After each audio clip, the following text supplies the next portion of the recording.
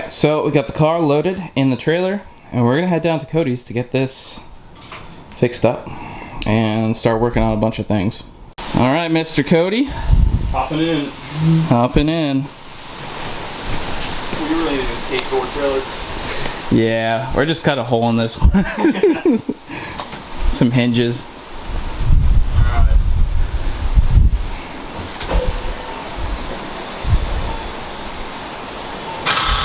Oh man.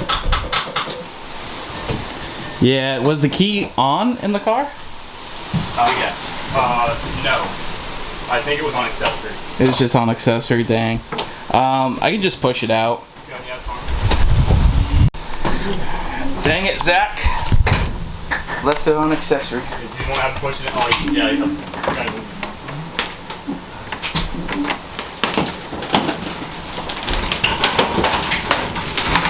It should be.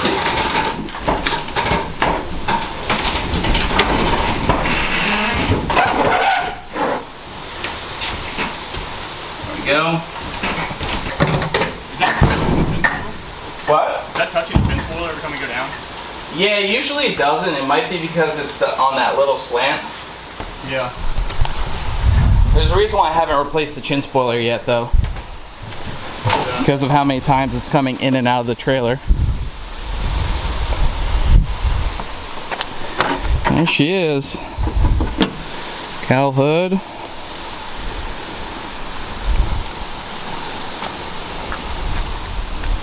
So yeah, I'll dive into her, fix some things up.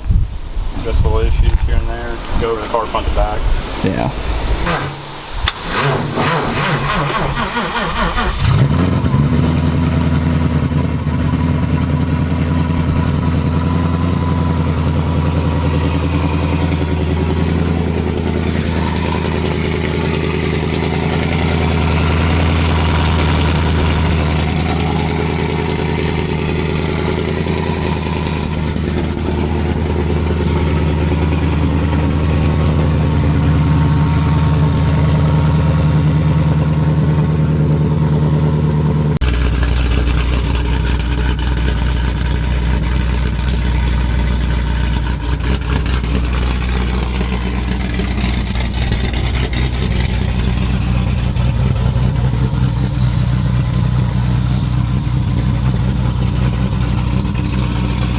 Alright, so we made it over to Cody's house and we got the car pulled in.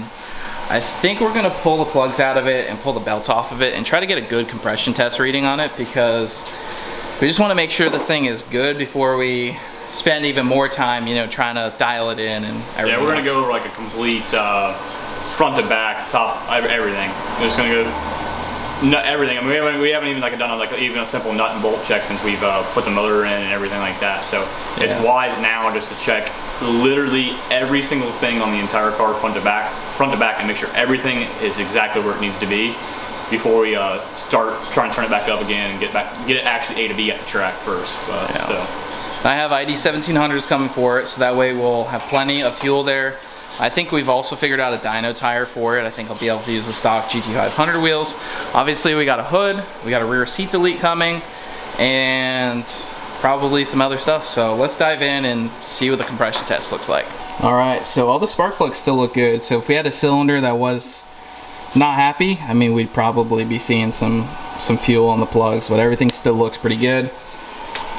We're gonna do a compression test. We got the belt off, and hopefully we can get a proper reading this time. Pull that guy. Let's try it. Oh, do we need to put this on start mode or something? it's on 15 amp, so that's all it has is like a straight 15 amp. Hopefully we don't have to hook a jump box to it, but.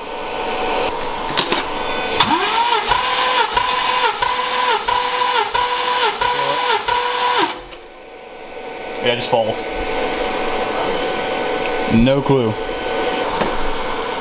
Alright, test dummy here. Are you filming an intro on this thing? I think so. Oh, well, not yours yet, no. You'll have to watch the video on this thing, but this is Cody's. This is Cody's GT500. It's currently being used to test if a compression tester is bad or not. Yeah, probably a lot of people like, what the hell is this? Whipple 3.8 built motor. Watch the video on this. You'll be filled in. Yeah. But the compression tester is doing weird things, or maybe my car is doing weird things. but it should build pressure and hold it. Yeah. Unless we got a more serious issue, but it runs too good for like a valve in every single cylinder to be like leaking, right?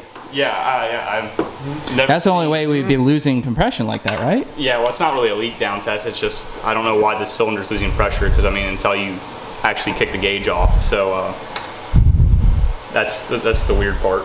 So we're just gonna back this theory up that if it's the gauge itself, I mean, because it's a cheap compression tester, so compression testers are not like it's a skilled thing here. Pretty sure we're live. So like a minute to keep this car on.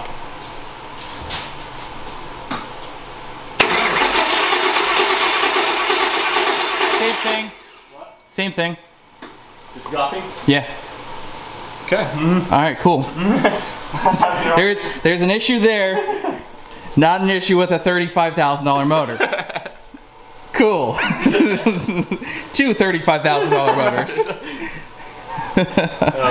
All right. Let me figure out why the compression tester is garbage. Yeah, exactly. Okay, that's a relief. 1 hour later, new compression tester later. Yes, sir. Let's just iron this thing out. Try to figure this out first before we start do anything else. Getting into the fuel system injectors, blow her back off, and stuff like that. So There you go. Let's try her. let's go ahead and key her on. Check it. This compression tester better work than we. All right. You're at like 140 on the dot.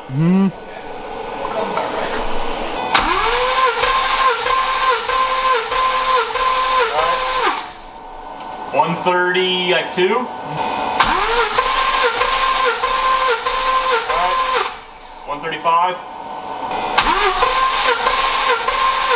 Alright. 140.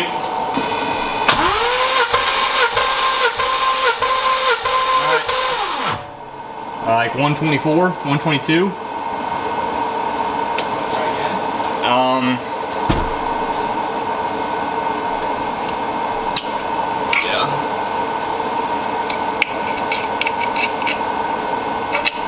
Yeah, try it.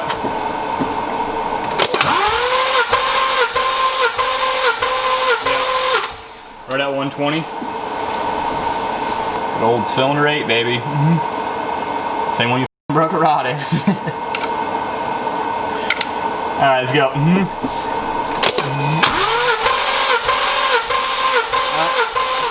130.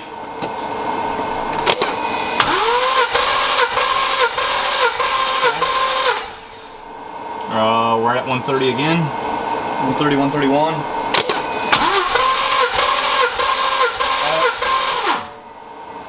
Like 138-ish. Alright, that's it.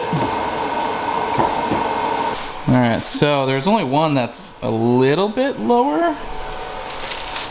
What, 15% lower or so? Yeah, within 10. Trying to light this down all cleanly because I had like really messy riding. Yeah, I guess we can call Jordan and see what he thinks. It's the same one that I've been around in, right? Yeah, cylinder 8. Yeah, so only one that's low. I mean, that's good. I wouldn't really worry about, for all the YouTube commenters out there, I wouldn't worry about the peak numbers because every single gauge runs differently, every motor runs differently. Yeah.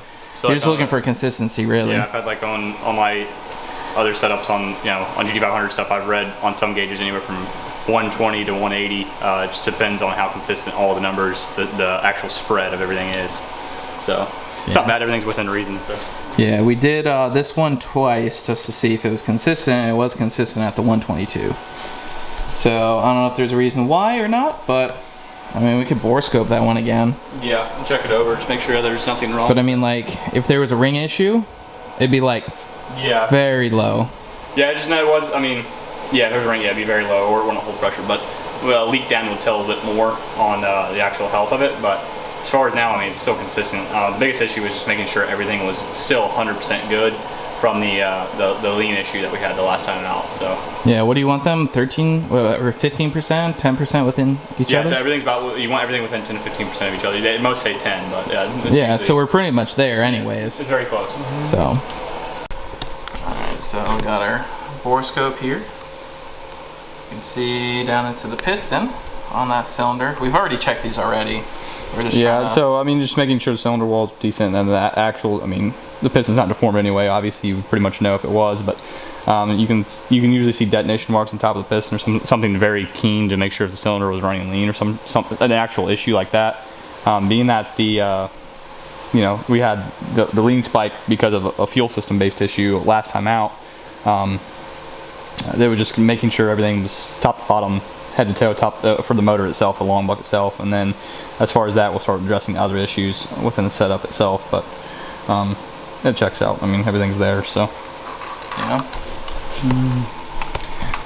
So that just means now time to start fixing. Start fixing little things here and there, and then yeah. All right, so compression test looked good. We also just tested compression on Cody's brand new engine that just has some idle time on it, and that tested out at 122. So I think we're in the ballpark.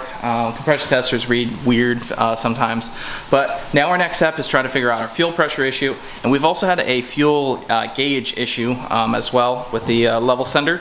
So we're gonna pull the hat out right now and see what that looks like, try to figure out what's going on with this thing, and then we're probably gonna pull the blower and really just dive into this thing. So we got Cody here in the back. yes, sir. I can smell the corn, so he's already got the lines off. Yeah, hat's already come out right now. Yeah. It's very tricky because you got a level sender in them, and it's a very pesky level sender as well as 3 pumps, so yeah, it's a lot to fumble with. And now, was the transfer line connected to it? Transfer line was not connected, which is right here. Okay, so that's definitely an issue with, you know, our fuel level, because we're not transferring over the fuel properly from the other side. Do you feel it down in there? No.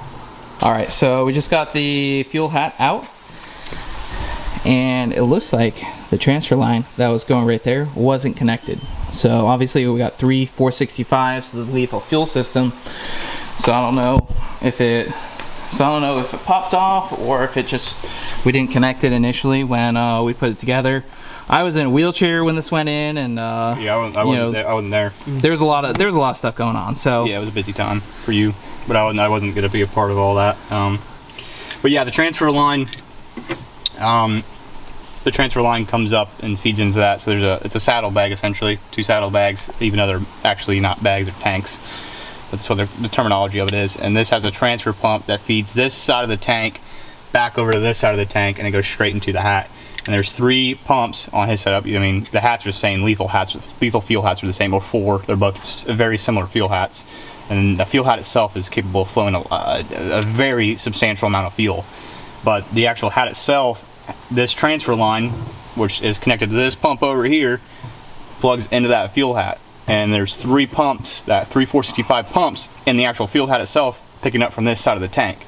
So that side of the tank transfers picks up all the fuel and shoves it up through, goes into the feed line, and then this side is fed from this side of the tank off this transfer line. Now the issue is, if the transfer line's not connected, that those 3 pumps that are feeding into the fuel hat are now going to go back down and transfer back from the return line. So essentially you're transferring all the fuel from this side of the fuel back to this side of the fuel, because this side is not connected to this side to pump it that way. So essentially just transferring fuel back and forth essentially without it connected. But it's not a big concern. Maybe the line just popped off. I'm not really 100% on it. It just had the clip not 100% tightened to the bottom of it, so it was just sitting in the bottom of the tank. And then as far as the fuel sender, there's a laundry list of issues. I don't even know I don't know. I mean, you guys don't really get to see everything that goes on behind the scenes, all the little quirks, the feature, everything that goes into building a car and getting it to actually work. People don't get to see that aspect of things. It's just so much more than what people think of just throwing a car together and getting it down a track. It doesn't work that way, or getting it on the dyno. There's so many little things that have to work in order to get things to go smooth, and especially to make it look smooth for you guys to see it. So as far as this, I mean, there's a decent amount of, substantial amount of little issues around the entire car that have bundled up to why the car is not going A to B currently. And once we sort through all that shit and everything is dialed in to where it needs to be, the car is going to work. But you can't if issues pile up, the car won't perform, and then you'll just be chasing yourself all around the car. By the time you fix one problem, you go to the next one. It doesn't work that way. So make sure everything's working the way it needs to be. just start from ground zero, back again, check everything over, nut and bolt, check the entire car, everything just visually and appears everything just tested thoroughly. And then get it back on the dyno, get this make 1300 wheel and get down the track A to B. And the car already makes beyond enough power now to go 8s, because they only need 160 mile an hour, and with its weight it weighs, I mean the car really only needs to make 1150, 1200 wheel to chop 160 plus. So anything above that is just icing on the cake. And now seat time is the biggest thing for Andrew, but you have to have a car that works to do that, to get the car to run an 8. The biggest thing is seeing what the mile an hour will do. That's a different topic for a different video, but we're close, so we'll get there. Yep. All right, so next step of our troubleshooting, we're gonna pull the blower. Yeah. So obviously we're not lowering the engine anymore. We are gonna trim just the edge of that firewall right there, just so the blower doesn't hit it, and we're good there. Yeah, I mean, it doesn't really hit it now. There's no clearance issues whatsoever. It doesn't really hit it. It just right now it's extremely tight with the way we have our fuel system plumbed in the car. So a lot of people, there's different ways you can go about doing it, and just the way we have the prior combo set up, when we mounted the blower on, everything's just a little bit tight, and you know, as of ease of use, and you know, if we're at a track or something and we need to address some kind of issue, or just make it a little bit more simplified, so when we pull the car back apart it's a little bit more easier. And we're gonna go over some obstacles now, just make sure everything's a little bit more simple, so tracking issues and stuff like that is a little bit more easier next time in the future. So yeah, and we're also gonna pull the ID 1300s out. So I just sold those, so we got some ID 1700s coming in. So then we'll have just plenty of fuel, so we'll never have to worry about running out.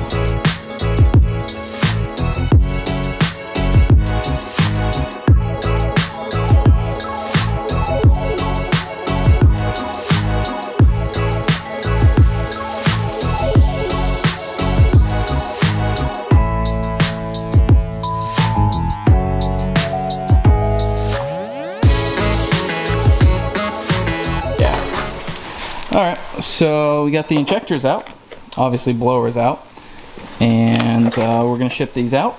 They're actually already sold. We're going to get some ID 1700s in.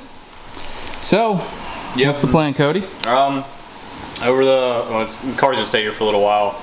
Like I said, I think people are starting to understand that. Me and Andrew live about an hour and a half apart, it's easier for Andrew to leave it here. So I'm going to go ahead and assess everything over the car, everything from suspension to the exhaust. There's little issues here and there I want to make sure everything's ironed out on. So we're going to do that over this week. He's got ID 1700s coming, got a rear seat delete coming, possibly an ice tank. So there's going to be a few little things coming in the mail to ship straight here, so I can go ahead and get everything ironed out on the car and finished up where it's dialed in perfect this go round. And then as I'm doing that, I got parts turned up for mine, so start assessing mine and getting mine ready to go too.